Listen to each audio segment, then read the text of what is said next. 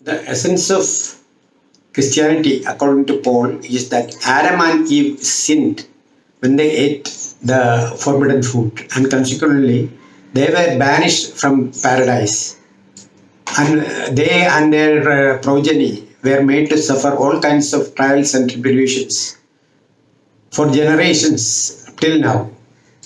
Subsequently, God sent His only Son, Jesus, in human form to be sacrificed in reparation or atonement for Adam's sin. And Paul's theory is also that Jesus' death on the cross has reconciled God with mankind vis-a-vis Adam's sin. We must commend Paul or whoever concocted this wonderful story. But this story is just another cock and bull story and nothing more when analyzed.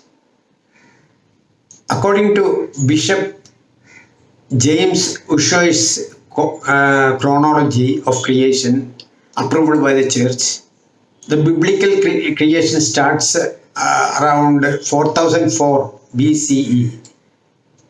The Bible also says that Adam lived up to the ripe old age of 930 years. So the fall of Adam must have taken place some 3000 to 4000 years before Jesus was born.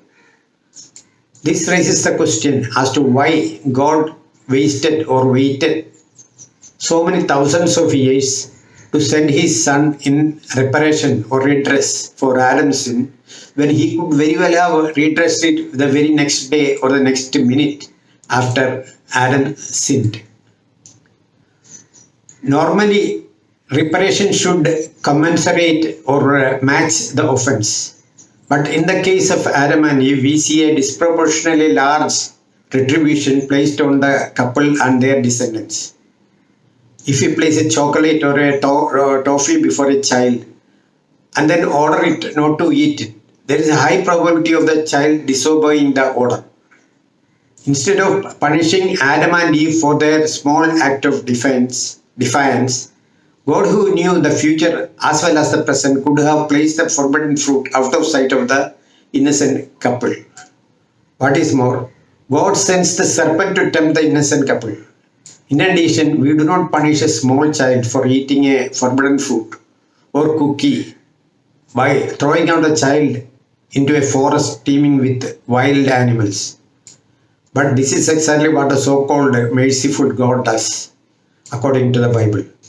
This makes us suspect that the biblical God is a sadist who had planned this fall and retribution all along from the beginning of time.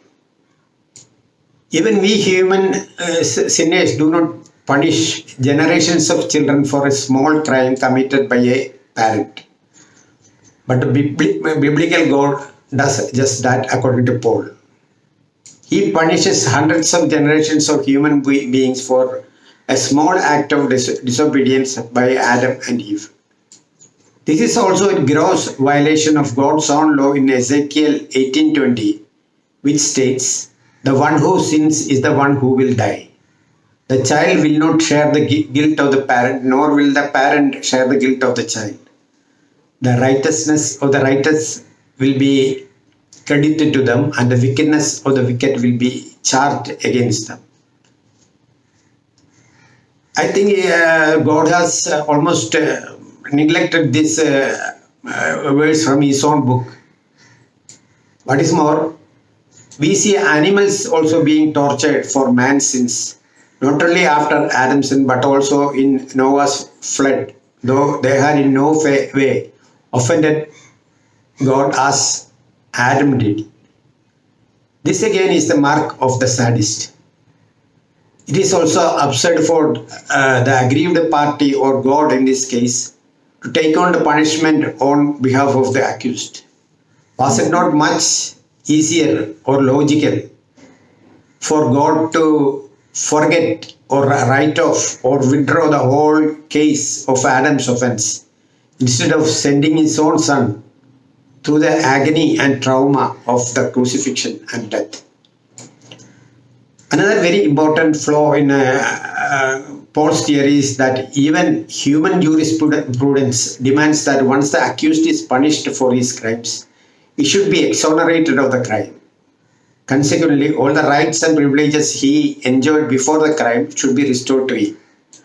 However, we are put to the same tortures and tribulations even 2000 years after Jesus took on himself the punishment on our behalf. If God had any sense of justice, he should have restored all the privileges of paradise to us as expeditiously as God kicked us out of paradise after Adam and Eve sinned. Obviously, it seems God has not taken note of Jesus' reparation even after 2000 years. Or the sadist God has no intention whatsoever of letting us off the hook. Thank you for listening to me. Please subscribe to this channel.